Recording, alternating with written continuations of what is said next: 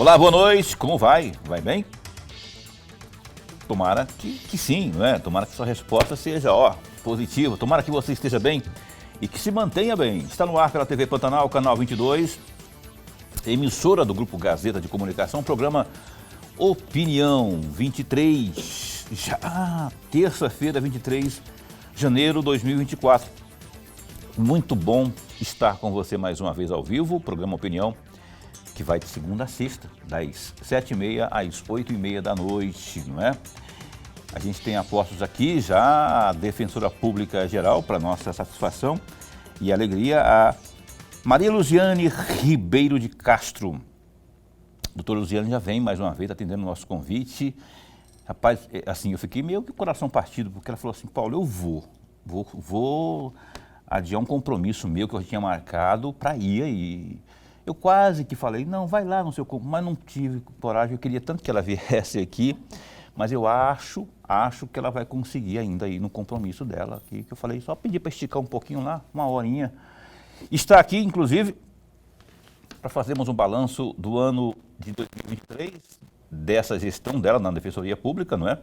E também aquilo que está pintando por aí, 2024 começou, eu sei que já tem muita novidade e é por isso que a gente fez questão de convidá-la para, logo nesse começo de ano, estar conosco aqui para falarmos da nossa Defensoria Pública, orgulhosamente, que faz um papel importantíssimo, estendendo o braço, as mãos, o coração àqueles que realmente têm dificuldade de acessar, né, a justiça, porque hoje não está fácil, né? E quando você, enquanto agente público, propicia a essas pessoas que realmente precisam, aí você está cumprindo o seu papel e a gente está aqui para levar as informações para você. Professor Lorenberg, eu estou certo ou eu estou com a razão? Boa noite. Está com a razão e está certo.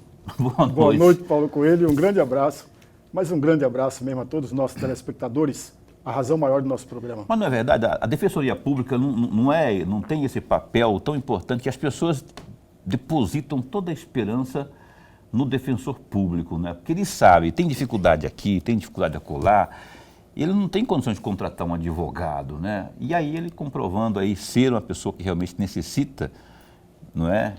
Porque não adianta você ser endinheirado e querer economizar com o advogado e ir lá chamar o defensor. Mas se você realmente precisa acessar e o Estado oferece isso, é uma maravilha, não é? Com certeza, o Estado tem que oferecer, amigos, porque a imensa maioria da população brasileira não tem acesso à justiça por conta exatamente da falta de dinheiro suficiente para contratar bons advogados. Uma banca de advogados, não é todo mundo que tem esse dinheiro. E o Estado, por conta disso, o Estado tem que oferecer a esse conjunto da população todas as garantias, inclusive o advogado, que é o defensor, para que ele possa ter possibilidades para garantir aquilo que ele tem direito. Beleza. Agora, dá licença que a entrevista é com ela, né? Eu estou aqui com você, Desculpe. Mas ela está aqui pensando que... Não, me deixar descansar. Doutora Luziane, muito bom tê-la aqui. Obrigado de verdade por ter aceito o nosso convite, viu? E começando o ano falando da nossa Defensoria Pública. Olha só, da outra vez que a senhora esteve aqui, tínhamos, assim, expectativa de que novos defensores que já tinham passado pelo concurso assumiriam, ainda não tinham assumido, não é? Tinham 50 e poucos ainda do concurso para tomarem posse. Quem tomou posse, houve avanço nesse sentido.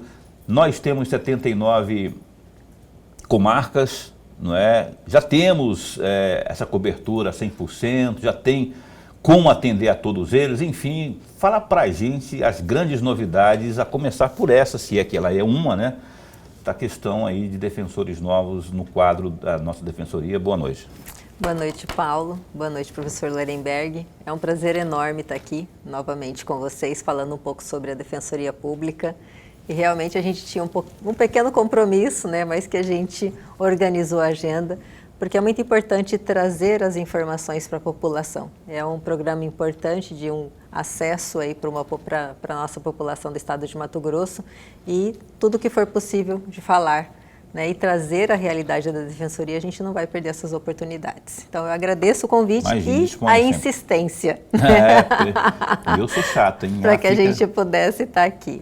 Então, realmente, o ano de 2023 ele foi um ano bastante desafiador, né? A gente sempre entra com os mesmos problemas, não que 2024 não seja diferente, né? Sempre com dificuldades orçamentárias, sempre com uma série de problemas institucionais. Em 2023 a gente tinha o grande desafio, né, e quando eu vim aqui eu falava como que era uma premissa básica da nossa gestão, era colocar a Defensoria Pública presente em todas as comarcas. Na época a Defensoria Pública não estava presente em 15 comarcas, nós não tínhamos nenhum atendimento à população nessas localidades. E aí nós estávamos com um concurso em andamento, que finalizou no mês de agosto, e em setembro nós já fizemos a nomeação da primeira turma. Em outubro, demos posse para 12, fizemos a nomeação de 12 defensores públicos e em dezembro fizemos a nomeação de outros 11 em outubro e 11 em dezembro. Então, nós tivemos aí o reforço de 22 defensores públicos e iniciamos em 2024 a cobertura de 100% de todas as comarcas. Aí você me falou, isso ainda é possível? Sim. Nós conseguimos, por meio de um sistema que a gente chama, né, em algumas localidades, eu ainda tenho o que a gente chama de sistema de acumulação. Eu ainda tenho algumas localidades defensores fazendo o atendimento de 2 comarcas. Mas eu tenho uma equipe, eu tenho lá um assessor, eu tenho um ajudante no núcleo, eu tenho uma pessoa, eu tenho uma equipe técnica para poder fazer o acolhimento do cidadão. O defensor é que não vai estar fisicamente todos os dias lá no núcleo, mas eu tenho a equipe para poder fazer o atendimento. Para ir adiantando, né? Exatamente. Então, assim, hoje eu tenho já a cara da Defensoria. E mais, né? A gente tinha localidades como Colniza, e eu sempre cito, eu falo que são localidades onde a Defensoria Pública nunca deveria ter deixado de atuar. Porque são localidades em que o povo precisa. Mato Grosso, ele é um estado imenso, então assim, a população, além de sofrer com essas distâncias geográficas, ela ainda sofria pela falta da assistência adequada, aí no caso do sistema de justiça, com a falta da Defensoria Pública. E a gente conseguiu, né, com muito esforço, óbvio que com muita negociação, e a gente veio aqui, né, falando dos grandes desafios de 2023, houve uma vasta negociação com o governo do estado, com a Assembleia Legislativa, que sempre apoiou os trabalhos da Defensoria, a gente conseguiu avançar. É o suficiente? Não, Paulo, eu vou te falar que não, porque eu ainda persisto com 42 cargos vagos. Então é óbvio que esse cobertor ele ainda está curto, ele está um pouquinho maior do que eu vim conversar com vocês em 2023, porque entrada de 22 defensores, isso faz um volume significativo e melhora muito o atendimento à população. Ainda estamos no modelo ideal? Não. É óbvio que eu, como chefe da instituição, eu quero que tenha defensor em toda a localidade. Eu quero que a população bata a porta e fale, eu quero ser atendido pelo defensor, e que vai ter um defensor lá para poder fazer o atendimento na hora que essa pessoa quiser. Esse é o modelo que a gente vai lutar para poder conseguir, né? E é isso que a gente insiste nessas negociações que ainda estão em andamento, as negociações para o ano de 2024, né? Já iniciamos em 2023 e seguimos nessas tratativas para 2024. E uma localidade como Colniza não pode, em hipótese alguma, quer dizer, até então dava-se um jeito, fazia aquele acúmulo, né? Mas que tem uma demanda muito grande. Colniza, a questão agrária, a questão fundiária, ali é muito tensa, não é? Muito tensa. E aí agora, quando a senhora traz essa informação de que lá a coisa já está sendo atendida a contento, fica melhor, não ideal, mas melhor, porque, afinal de contas, as pessoas lá que precisarem do defensor, da defensoria, terão, não é? Terão. Se tiver que esperar um cadinho, está aqui do lado, no outro município aqui, mas tem sempre uma equipe lá que vai adiantar todo o processo. E antes de passar para o Lorenberg aqui, doutora, a senhora falou aí, o governo do estado, tudo, mas olha só, menino, eu fico pensando o seguinte, eu cubro política, jornalismo há muitos anos, sempre, quando eu ia para a Assembleia Legislativa em final de ano, era uma choradeira, era uma briga, era defensor lá tentando puxar mais, tentando um cadinho mais de recurso para melhorar a situação orçamentária da Defensoria Pública, né, desde que ela tornou-se tendo o seu, na condição de ter o seu próprio próprio duodécimo. Como é que está para esse 2024 em termos reais, assim? Quanto que a Defensoria terá na comparação com o ano passado? Para esse ano a gente está na LOA, né, na lei orçamentária que foi aprovada no projeto de lei com 329 milhões. Ainda não é o suficiente, por isso que eu falei que os desafios ainda continuam. Houve, né, na peça orçamentária apenas a correção do orçamento em relação a 2023. E isso eles tomaram por base os valores que foi passado para a instituição até o mês de junho, ou seja, né, a lei orçamentária com base em junho de 2023, ela foi só corrigida a 3,86 e é o valor que nós recebemos para esse ano. É o suficiente? Pouco. Não, não. Isso foi um critério adotado para todos os órgãos e poderes. O que nós seguimos fazendo são as conversas com a Secretaria de Fazenda, com a Secretaria-Chefe da Casa Civil, que inclusive iniciamos essas tratativas ainda em 2023, e também com o governador do estado, diante da necessidade de seguir nesse crescimento da instituição.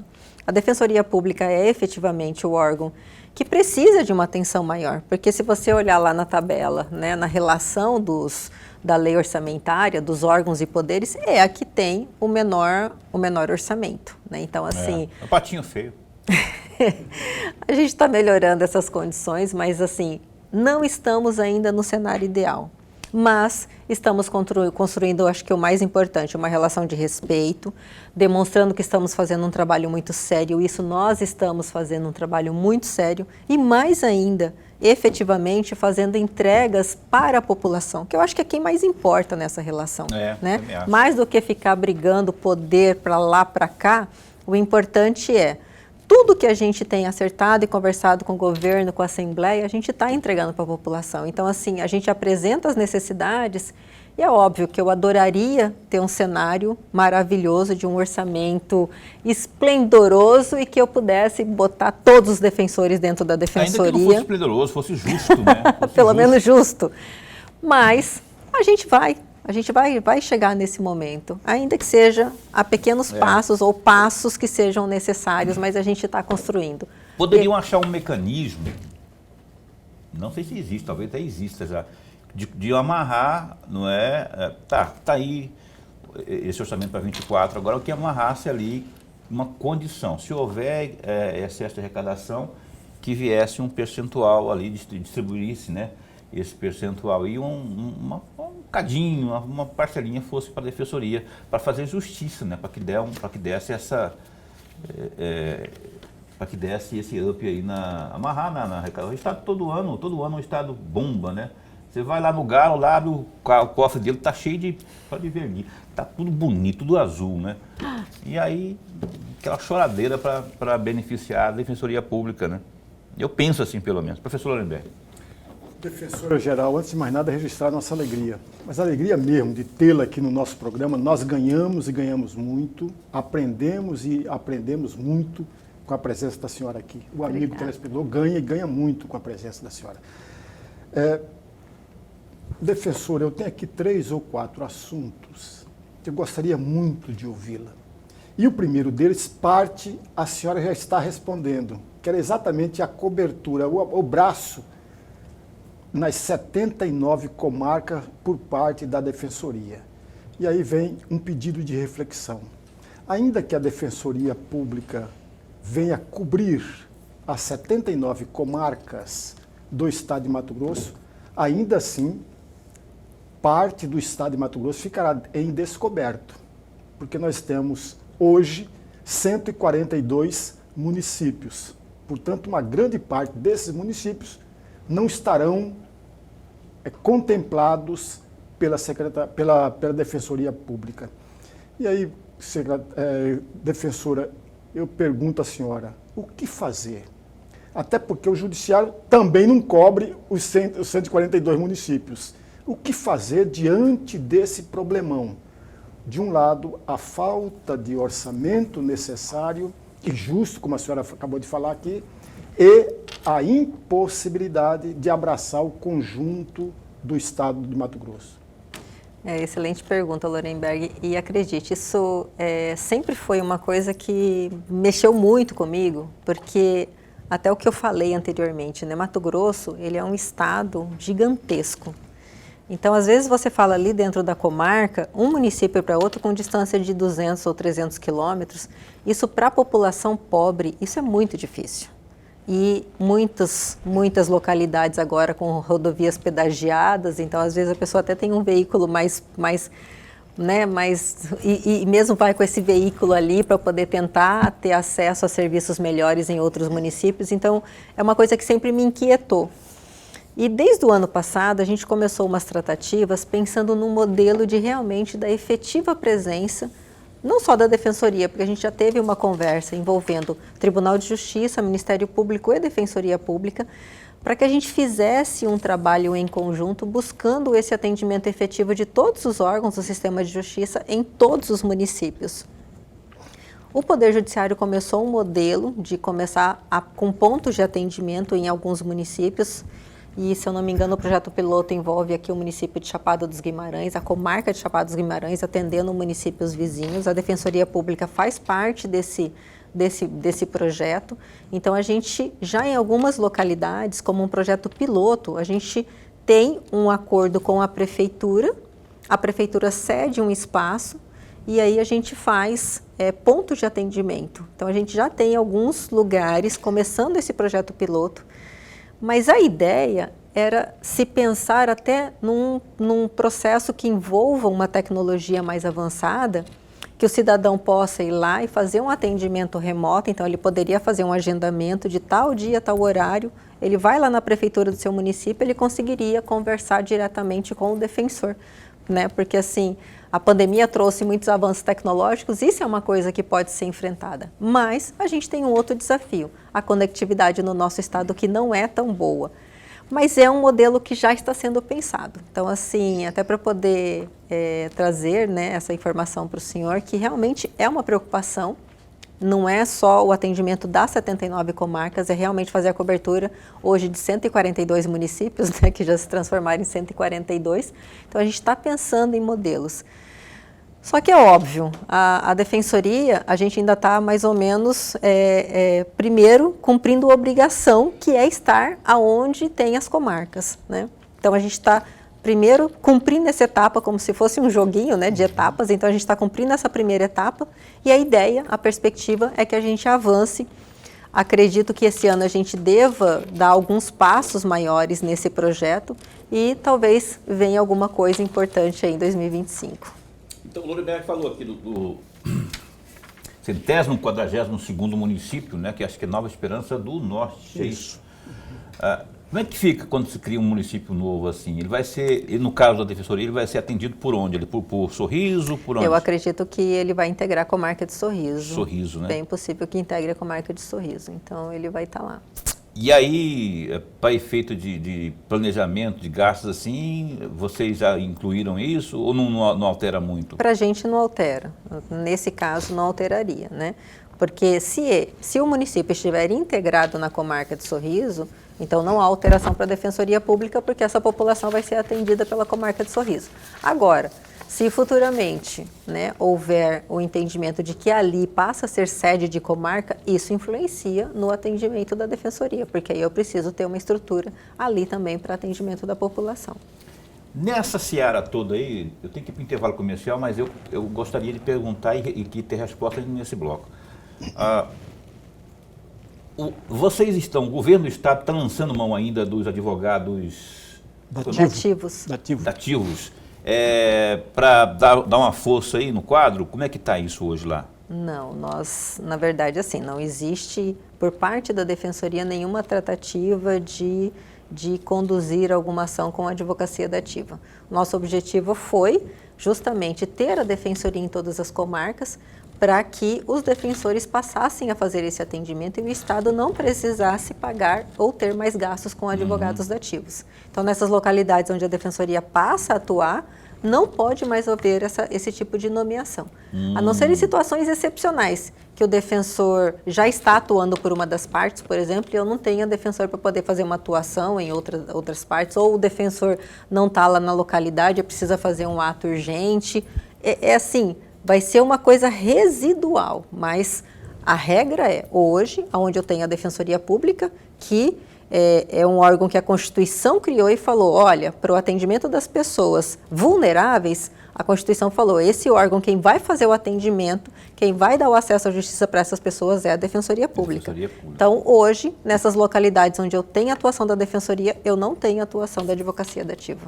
O que não significa dizer que o Estado não tenha, eventualmente... É o que eu falei, eventualmente em casos residuais, mas assim, antes, sem a Defensoria, era a regra.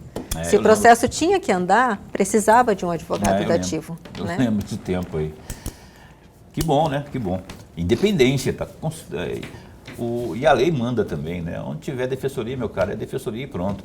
O Opinião vai dar um tempo só para o intervalo comercial, mas volta já já.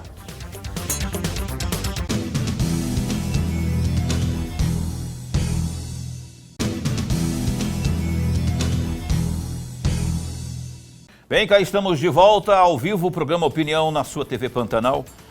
Estamos hoje com a doutora Luziane Ribeiro de Castro. Maria Luziane. Maria, ela não gosta de Maria. Eu gosto.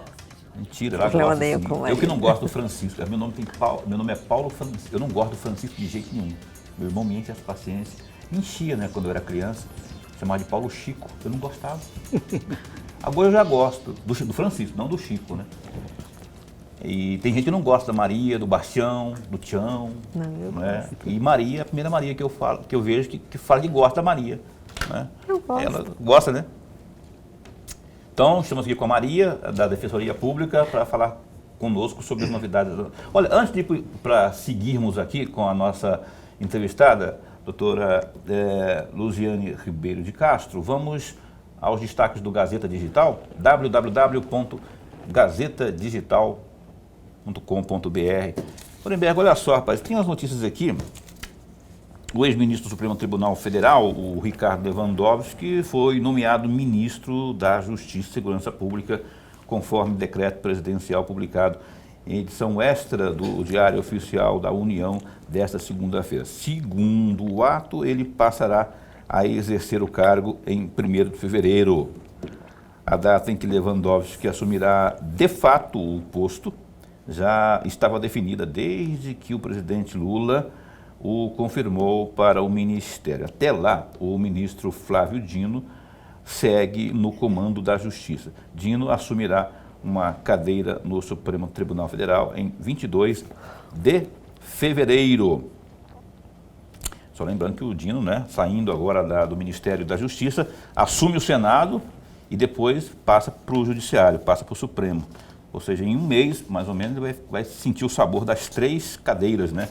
Tanto lá do Ministério da Justiça, como do Senado, como também do Supremo. Outra notícia é o seguinte: sem nenhuma perspectiva eleitoral e também apoio do próprio partido para disputar a Prefeitura de Cuiabá, o presidente da Câmara de Cuiabá, o vereador Chico 2000, do PL, decidiu abrir mão de seu audacioso projeto político para apoiar, então, abriu mão para apoiar a pré-candidatura do deputado federal Abílio Brunin, da mesma legenda. A decisão foi tomada após uma conversa com o senador Wellington Fagundes, do PL, que é considerado uma das principais lideranças também, que, de certa forma, atuou como guru do chefe do Legislativo. Em entrevista ao Jornal da Cultura, que é ali na FM 90.7, na manhã desta terça 23, o Chico 2000 detalhou a conversa que teve com o senador e disse que focará em seu projeto de reeleição. Aí ele disse, abre aspas, eu conversei com o senador Wellington, que é o meu amigo pessoal, sempre me aconselhou e ajudou muito politicamente. Ele me pediu que seguisse as orientações do PL e que, no momento, o indicado é o deputado federal Abílio Brunini. Precisamos ser muito lúcidos e basta ver aí a pontuação dele nas pesquisas para saber que ele é preferência, fecha aspas, disse o glorioso Francisco Carlos, conhecido como Chico 2000. O Chico 2000, ele dá uma recuada, eu não consigo entender, Lorenberg, me veja se entende meu raciocínio. Num passado não muito distante, quando o Abílio era vereador, o Chico 2000 ficava possesso com as provocações do também vereador, o Abílio, né? Aquele hábito dele de filmar e tal, de provocar. O Abílio vive provocando no riso, né? Com aquela ironia. E eu lembro de situações ali, dentro do plenário ali, o Chico sendo provocado pelo Abílio, grilado, revoltado. Teve o processo lá da pseudo cassação do Abílio e o Chico envolvido nisso tudo aí, né? Sempre contra o Abílio. E agora, será que eles vão se abraçar? Até que ponto isso tem sinceridade? Uma grande pergunta, viu, Paulo? E amigo telespectador, veja, se nós observarmos em todos os políticos do PL com cargos no estado de Mato Grosso, o Chico 2000 é o mais antigo filiado do PL. Sim. Ele é da primeira demanda do DEM. Do PL. Não. Ah, do PL? É do PL. Ah, é do PL mesmo. É do PL. É do PL, perdão. Porque o PL teve algumas fases interessantes. Por exemplo, até 2010, ou antes de chegar a 2010, você tinha o PL. Mas aí o PL fundiu-se ou casou-se com o PRONAN, deixou de o nome de PL e passou a ser PR. PR. Eu lembro. E agora voltou a ter o PL. O Chico 2000 é dessa leva aí, é desse período todo. Portanto, ele, se nós observarmos o retrato da Assembleia Legislativa, o retrato da Câmara Federal e das câmaras municipais, o Chico 2000 é o mais antigo filiado que possui, que conta com cargo. Esse é um ponto que parece importante. Ora, se ele é o mais antigo, a vez deveria ser dele. Deveria ser dele. Ele está no 5º mandato de vereador, amigos. Então deveria ser dele. Porém, em meados do ano que passou, e aí eu quero abrir um pequeno parênteses, fazer uma pequena observação da matéria que traz abriu mão. Não abriu mão. Ele não abriu mão, ele não tinha possibilidade nenhuma de ser o candidato a prefeito de Cuiabá, diga-se de passagem. Em meados do ano passado, você lembra, Paulo, ele esteve aqui conosco, ele bateu a mão na mesa que seria, sim, iria para a disputa interna do partido, porque ele não abria mão de não ser o candidato à prefeitura. Quando todos nós sabíamos que a possibilidade dele era tão pequena que não se enxergava com uma luneta. Não se enxergava. Até porque, nas pesquisas todas, o deputado federal Abílio Júnior vem na frente dele, ele nem aparece nas pesquisas. Portanto, ele não abriu mão. Ele não teria chance nenhuma de ser candidato à prefeitura de Cuiabá pelo seu partido, que, diga-se de passagem, ele é o mais antigo de todos eles. E uma terceira e outra observação, para finalizar, Paulo, veja, o PL tem que crescer no estado de Mato Grosso, sobretudo visualizando 2026, que, diga-se de passagem, uma parte, não todo o PL, mas uma parte do PL que aposta ou que está próximo do Wellington Fagundes, nem todo mundo do PL está próximo do Wellington Fagundes, é bom que se diga isso. Sim. Essa parte quer que o Wellington Fagundes seja candidato ao governo do estado. E para ele será uma grande oportunidade, porque ele não perde nada, porque ele está na metade do mandato de senador. Então, para ele será uma grande jogada, uma grande sacada.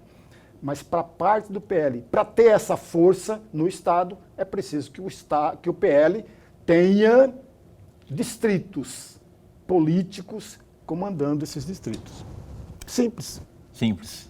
E mais simples do que isso é que, para conseguir isso, o seu Wellington Fagundes tem que combinar com o povo, né? Aí fica mais bonitinho ainda, aí vai dar tudo certo. Porque combinando com o povo, conforme as regras democráticas da atualidade, tá tudo certo.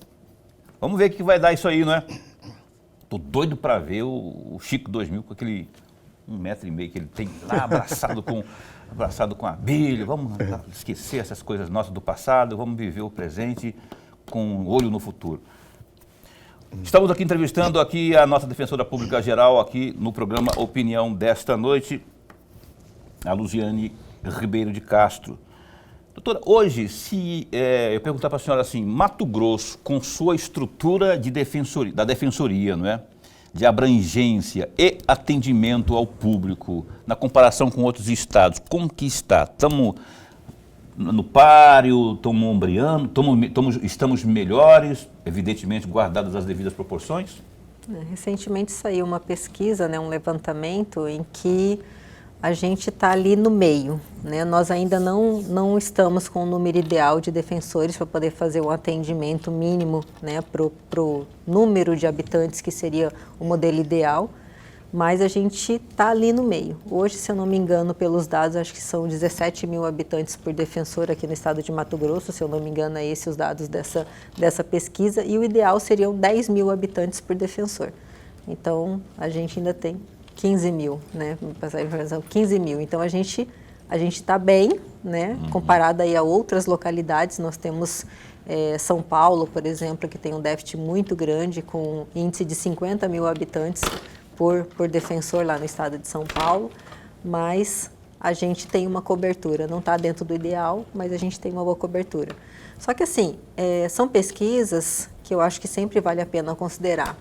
É muito diferente você falar de São Paulo, que você não tem distância de municípios de 400, de 500 quilômetros de estrada de chão. Então, existe essa questão das particularidades. Às vezes você tem até um município pequeno, mas você tem um município que é pequeno, tem uma população significativa, mas é uma população muito pobre, que, considerado isso, com esses outros elementos geográficos que especificamente o nosso estado tem, Pará tem, outras localidades, não dá para poder trabalhar com essa matemática pura e simples, né? Então, assim, é um ponto que a gente tem considerado muito, principalmente nesse processo de cada vez mais expandir a defensoria, possibilitando que essa pessoa, independente de onde ela esteja, ela tenha o atendimento do defensor. E a pesquisa também, ela, às vezes, deixa de considerar alguns critérios, eu não sei até que ponto se existe uma...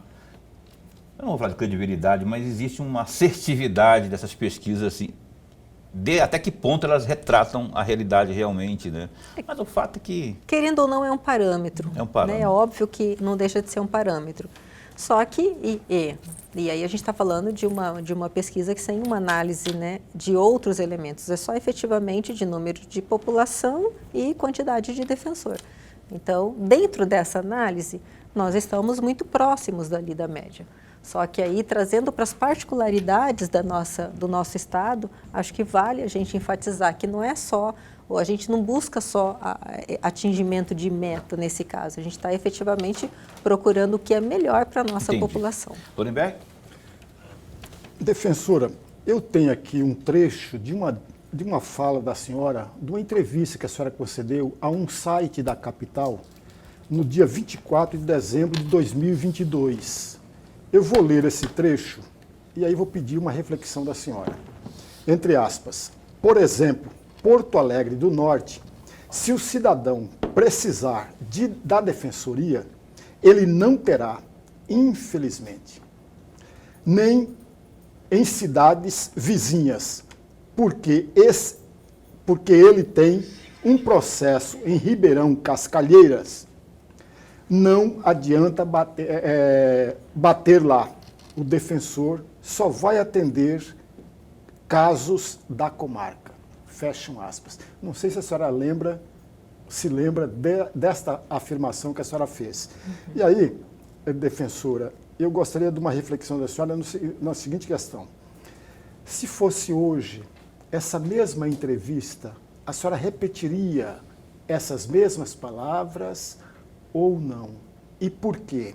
E aí, essa região ali de Porto Alegre do Norte ainda tem essa deficiência ou não? Não. Cascalheira, né? Cascalheira devia ter, já melhorou, não é possível que não melhorou lá na situação. Sim, como eu falei, agora a gente está fazendo atendimento em todas as localidades. E o que eu não falei é que essas localidades, que são as localidades de pior acesso e com mais difícil para a população, essa o defensor está lá. Não são essas localidades que estão sem atendimento. Então, sim, Porto Alegre do Norte hoje não vive mais essa realidade de, infelizmente, não ter um ponto de atendimento da defensoria e não poder ser atendido por um defensor. Lá a gente está com um defensor, mas lá existe uma necessidade real de ter mais de um defensor, porque Confresa, que é um município que integra a comarca de Porto Alegre do Norte, é um município muito populoso e que tem uma necessidade muito grande. Então lá a gente tem uma expectativa, inclusive, de, numa futura nomeação, colocar mais um defensor ali em Porto Alegre do Norte. Então não, isso não é mais uma afirmação que eu possa manter hoje, porque hoje eu tenho a alegria de dizer que seja em Ribeirão Cascalheira, Querência, Vila Rica, Porto Alegre do Norte, São Félix do Araguaia, toda aquela região ali do Araguaia que antes eu também não tinha o atendimento da defensoria, hoje a gente passa a ter. A partir do dia 18 de janeiro a gente passou a fazer o atendimento total. Doutora Luziane, eu tenho uma dúvida que é o seguinte, eu falei até na abertura do programa aqui que é o braço, né? A defensoria, o Estado abre, com a defensoria abre os braços, o coração, para quem realmente precisa. E é esse que é o ponto que eu quero tocar. Tem ainda muita gente que não precisa buscando assessoria ou buscando o trabalho da defensoria.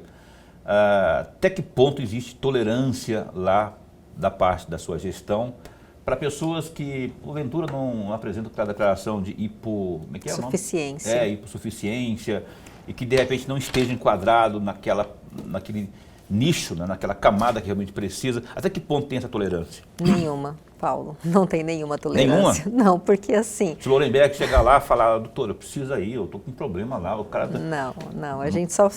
Porque assim... Não adianta, você mandou de falar fato, a gente não consegue atender nem quem precisa. Como que a gente vai fazer o atendimento de quem não precisa? Não tem essa possibilidade. Então, assim, o que a gente analisa? E aí vamos falar, é vulnerabilidade. Nem sempre a gente tem situações de vulnerabilidade econômica, tá? A vulnerabilidade, ela vem sob vários aspectos. Um superendividado, por exemplo, e eu já atendi uma superendividada, acho até que eu citei já esse caso. Ela, na época, eu tenho 5 anos que eu já estou fora da atividade fim, que eu estou só trabalhando na área administrativa, né, como se fosse pouca coisa, mas trabalhando na área administrativa, que essa mulher, em torno de uns 10 anos atrás, ela tinha uma renda, a renda dela bruta era R$12 mil. É muito dinheiro. Só que o líquido dela era menos de R$900 na época. Ela tinha uma quantidade absurda de empréstimos. Absurda, não só consignados, ela tinha empréstimo de cartão, ela tinha daqueles que eram por boletos bancários. Era uma coisa alucinante. E ela vivia ainda numa condição de vulnerabilidade por conta de violência doméstica. Meu santo pai. Então, assim, essa vulnerabilidade a gente vai analisar sob vários aspectos, né? Então, nesse caso, às vezes a gente tem situação de superendividado, que vai muito além da vulnerabilidade meramente econômica. Você tem várias situações. Então, mas a regra é, né, de maneira absoluta, eu tenho uma instituição que ainda tem muito espaço para poder ocupar. Eu acabei de falar que eu tenho 42 cargos vagos. Então, assim, eu tenho que cumprir o meu papel. Muita coisa acumulada também. Muita coisa. Então, não dá para poder pensar, e assim, eu posso afirmar com muita segurança que os meus colegas também têm esse pensamento. A gente está aqui... não é justo também, né? Você... Exatamente. A gente está aqui para poder atender a população que precisa. A população que não precisa da defensoria tem o órgão que vai fazer o atendimento para ela, que é a UAB. Então, tem vários advogados, um número significativo de advogados no mercado, com a sua qualidade, que pode fazer o atendimento para essa população. Perfeito. Nada mais justo, né? Porque não é inconcebível alguém que realmente tem condições, não é? E tomar a frente, né? Querer furar fila, ora por Costa Quente, ora porque eu sou amigo da Luziane, eu vou lá, vou conversar com ela. E aí, chefia, tá difícil o negócio aqui, eu preciso, só que eu tô sem grana. Você já tem a resposta já. Não, e não é só ela não, todos os defensores, inclusive os novos que estão entrando agora, têm essa orientação. Não é nem orientação, a regra é clara, como diria o Glorioso lá. E hoje é até importante, Paulo, a gente tem tantos meios para poder identificar condição. Cara, rede social é uma lá, o cara tá lá com fonte, na mão, é uma fonte de informação piscina. Inesgotável. Então, assim, e normalmente as pessoas gostam de ostentar nas redes sociais. Né? Então, vaidade, né? São elementos assim que são utilizados. Né? A internet, então, é a invenção perniciosa da vaidade humana. A gente vai para o intervalo comercial, é isso, produção? Eu vou para o intervalo comercial e a gente volta no instante só.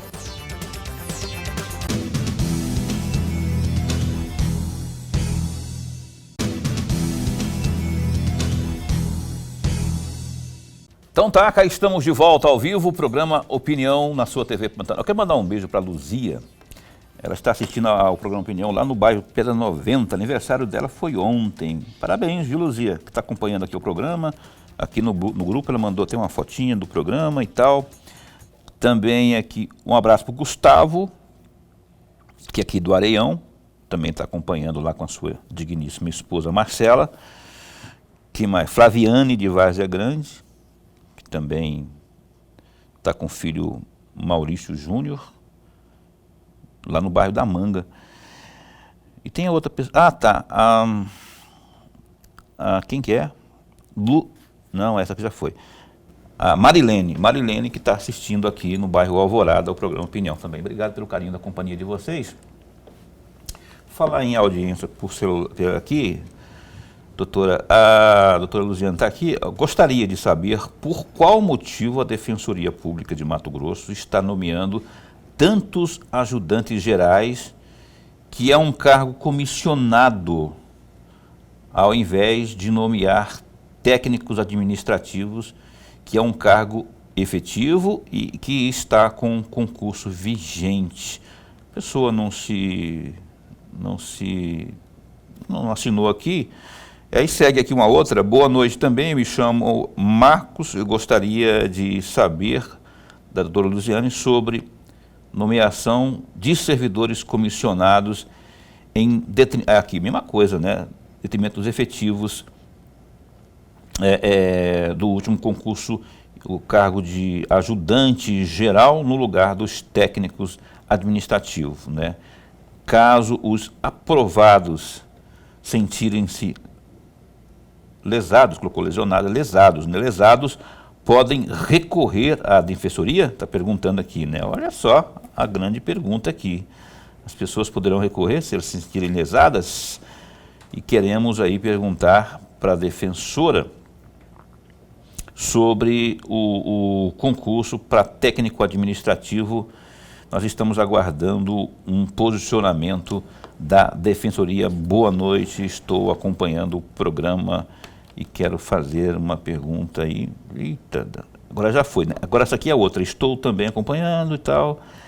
Quanto ao também perguntando de concurso na área administrativa, quanto a nomeações, porque foram chamados aí poucas pessoas em nomeações de pessoas em cargo de comissão. Tudo nessa parte do concurso, nessa parte administrativa, com a resposta Luziane de Castro. Bom, os cargos na área administrativa e qualquer cargo público, ele depende de criação por meio de lei. Nós temos alguns cargos criados pela lei. Esses cargos, uma parte deles foram providos no ano passado. Nós nomeamos 10 servidores efetivos em outubro, e esses tomaram posse, dentre eles técnicos administrativos e também alguns analistas de sistema. Agora, em janeiro, nós fizemos uma nova nomeação de analistas de sistema e eles vão tomar posse agora dia 31 de janeiro. 11 analistas de sistema tomarão posse dia 31 de janeiro. E eu estou tratando com as minhas áreas de planejamento, orçamento e também com a gestão de pessoas, porque, como eu falei anteriormente, o cobertor é curto e eu ainda não tenho o orçamento adequado. Não basta só eu ter a vaga, eu preciso de orçamento. esse orçamento eu estou em plena negociação com o governo do estado, né? Assim como nós conseguimos crescer um pouco em 2023, nós nomeamos defensores, mas nomeamos servidores efetivos também. Continuamos a fazer algumas nomeações com o orçamento que já tínhamos negociado com o governo do estado em 2023, só que agora eu estou na rodada de negociação para 2024. Eu ainda tenho alguns cargos, aliás, eu tenho uns 20 cargos para poder fazer a nomeação de servidores efetivos. Estou aguardando o secretário de Fazenda retornar de férias. Eu acompanho até as férias do secretário Galo. Aí, Galo. Coitado, né? Acompanho que ele está de férias. Ele voltando de férias, eu já tenho uma nova agenda com ele para justamente tratar do orçamento de 2024 e acertar essas novas nomeações. Então, assim, o que estão questionando da questão dos técnicos administrativos, eles fizeram um concurso para cadastro de reserva. Existe as vagas existentes e existe cadastro de reserva, que é uma expectativa. Só que eu não tenho essas vagas ainda. Eu preciso criar essas vagas por meio de lei. Então, assim, mas para eu criar essas vagas por meio de lei, eu preciso encaminhar um projeto e eu preciso comprovar que eu tenho o orçamento para poder nomear essas pessoas, que eu não tenho hoje. Então, assim, eu vou fazer à medida que eu tenha, porque se eu assino lá um documento dizendo que eu tenho condições, ou que eu tenho esse recurso, ou que eu posso criar esses cargos, eu estou praticando um ato, posso até responder por improbidade administrativa, porque eu não tenho essa capacidade orçamentária e financeira para isso. Então, tudo, como eu tenho falado, é uma questão de negociação. Então, assim, a gente tem conversado, a gente tem tratado isso na Secretaria de Fazenda, existe a necessidade. O concurso ele foi finalizado no mês de setembro. Um concurso ele tem prazo de validade de 2 anos. Eu já fiz concurso, eu sei que é muito... A gente, quando faz concurso, a gente fica tensionado, a gente quer ser nomeado. Mas eu tenho prazo de 2 anos para fazer essa nomeação. Eu posso prorrogar o prazo desse concurso por mais 2 anos. E nesse tempo, o que eu posso afirmar eu tenho me empenhado, isso eu e todos os meus colegas de administração, muito nessas negociações, porque o nosso interesse é de crescer a instituição, é de tornar a instituição mais eficiente, é fazer um atendimento adequado para a população. Então, assim, não é porque a gente está fazendo as nomeações dos cargos que nós temos nesse momento. E vamos continuar com essas negociações com a Secretaria de Fazenda, possibilitando que a gente avance e que consiga criar outros cargos, ainda que não seja agora, mas que seja no segundo semestre, ou que seja no ano de 2025, porque eu falei, o concurso ainda não tem nenhum ano da finalização do concurso, então ainda tem um prazo razoável para que isso aconteça. Aí, pessoal, a resposta não foi exatamente aquela que vocês gostariam de ter. Ela abriu o jogo, foi em setembro, nós temos prazo aí de até 2 anos para fazer essas nomeações aí. O negócio que o Faz Henrique não está aparecendo. E o Galo, o dono do cofre, está de férias. Ninguém de ferro também, né? O Galo está de férias. O Galo está de férias na fazenda? Não, está na praia. Não, porque o lugar de Galo é na fazenda, né? Mas esse Galo não sei se está na praia também, não. Estou só conversando. Mas enfim, eu só quero explicar que a resposta está dada, a ansiedade a gente entende, né? Só vir qualquer pessoa aqui de Ministério Público, alguém que prestou concurso e que está na expectativa, fica ansioso e aqui chove de perguntas nesse sentido. Doutora, tem uma situação que eu queria, antes de passar para o Lorenberg aqui, lhe questionar. Uma questão que eu gostaria de questionar, é um pleonasmo absurdo. Mas olha só, eu, aqui no programa, que faz 4 anos, vai fazer 4 anos agora em abril, nós sempre abordamos, a gente faz questão de abordar a situação de violência contra a mulher, a violência doméstica, né? Eu sei que a Defensoria também está envolvida, sempre esteve envolvida, a senhora pessoalmente, inclusive, já abordamos nas suas vindas anteriores aqui, e eu vou perguntar de novo.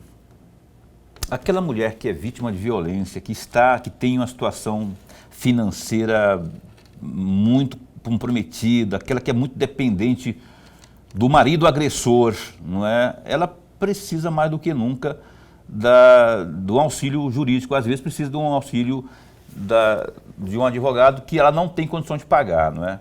como é que está esse olhar da Defensoria para essas mulheres em vulnerabilidade? Imagino que elas devam ter aí uma atenção especial, até pela situação delas, porque eu conheço muitas, infelizmente, são aquelas, né, que são em situações realmente de baixa renda, que não sabem o que fazer diante de uma agressão, não é? Aí o que acontece? Elas vão levando, até que o pior acontece, né? Então eu queria que o senhor falasse para essas mulheres, muitas que possam estar nos assistindo, ou alguém que conheça alguém que possa passar essa orientação. A situação da violência doméstica, infelizmente, é uma coisa muito crítica, né? E por mais que a gente fale e que a gente tenha desenvolvido uma série de ações, os índices só aumentam. Chega a ser assustador. Índices de feminicídio, uma série de outras coisas. A Defensoria Pública, aqui em Mato Grosso, nós temos um núcleo especializado de atendimento às mulheres. Aqui em Cuiabá nós temos o NUDEM, Núcleo de Defesa da Mulher, capitaneado ali por duas grandes defensoras públicas, a doutora Rosana Leite, que sempre está à frente aí de várias discussões, vários eventos. Sim. Doutora Osanir Carrijo também, são duas brilhantes defensoras, e temos atendimentos especializados nas grandes localidades, nos grandes núcleos nós temos atendimento especializado para essas mulheres. Então, tendo a necessidade, a Defensoria Pública efetivamente ela está de portas abertas. Mas mais do que isso, a gente tem uma preocupação grande com a situação do feminicídio aqui no estado de Mato Grosso. Os índices, como eu falei anteriormente, eles estão aumentando muito. No ano passado, por um pedido da Defensoria Pública, nós capitaneamos e estamos fazendo um estudo, um levantamento desses casos de feminicídio, fazendo um estudo concreto, uma análise deles. Porque aquilo que eu falei anteriormente, por mais que a gente fale, que a gente discuta, a gente quer entender as razões desse feminicídio para que juntos, inclusive é um projeto que está sendo desenvolvido por várias entidades. A Defensoria Pública está na coordenação à frente desse projeto, doutora Rosana Leite, doutora Osanir, como eu falei anteriormente, né, a doutora Rosana Leite em especial, e nós temos a participação de vários órgãos, Poder Judiciário, Ministério Público, Polícia Civil, Polícia Militar, são muitas entidades, secretarias de Estado, secretarias de alguns municípios. A ideia é que, como eu falei, com esse projeto, a gente consiga entender as razões. Então, está sendo feito um estudo de caso dos feminicídios, conversando com familiares, conversando com várias pessoas envolvidas.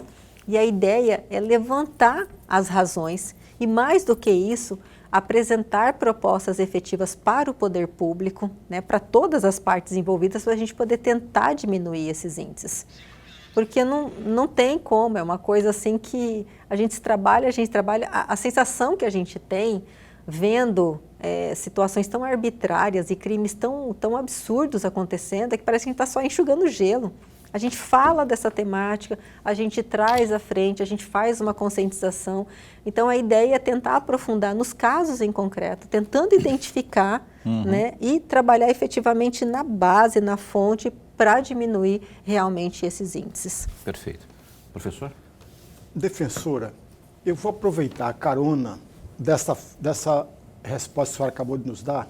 Eu vou trazer um caso que é verdadeiro, mas me permita não citar os nomes. Muito recentemente, uma mulher denunciou agressões físicas. É claro e evidente que o judiciário determinou o afastamento, o distanciamento do marido ou do agora ex-marido da mulher. Mas tem um outro lado. Esse mesmo judiciário que determinou esse afastamento, determinou que a mulher saia da sua residência. E aí vem a minha provocação, é o pedido de reflexão. Eu nunca vi nenhuma situação semelhante a essa, que a mulher, a vítima da violência, é obrigada a deixar a própria residência. E aí eu pedi de reflexão. Isso é possível, defensora?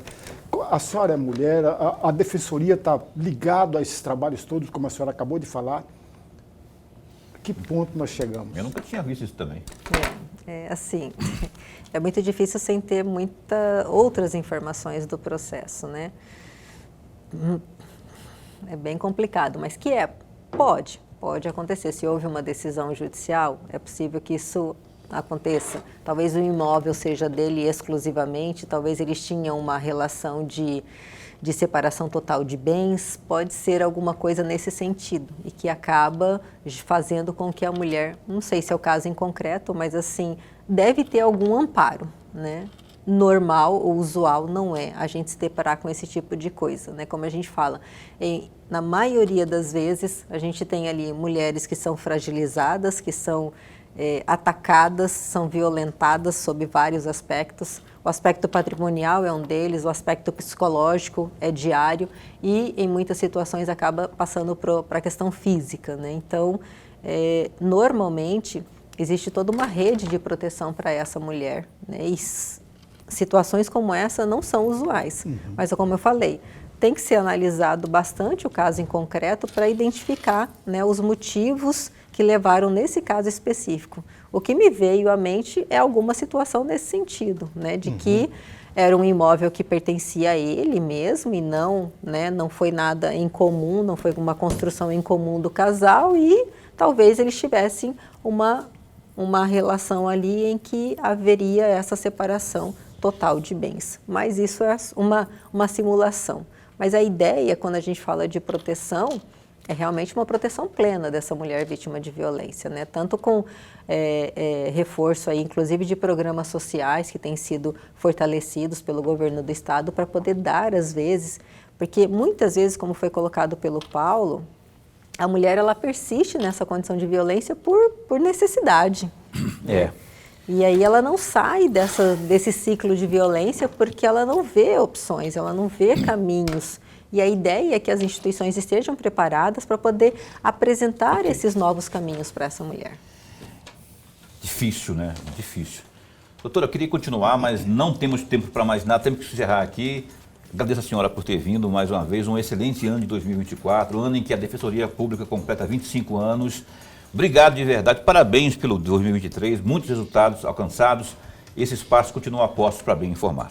Muito obrigada, obrigada, agradeço Paulo, agradeço professor, realmente foi um ano muito bom e será de novo. 2024 será de novo, em especial porque estaremos celebrando 25 anos da Defensoria Pública. Amém, amém. Parabéns, defensores públicos. Janayara Soares agora está lá na Secretaria de Comunicação, lá na Assessoria de Comunicação, grande jornalista, colega nossa. Obrigado pela força nas pautas. Lorenberg, até amanhã. Até amanhã. Amanhã o prefeito de Primavera do Leste, Leonardo Bertolin, que agora é presidente da MM, ao vivo aqui com você, conosco. Fica bem, fica com Deus também.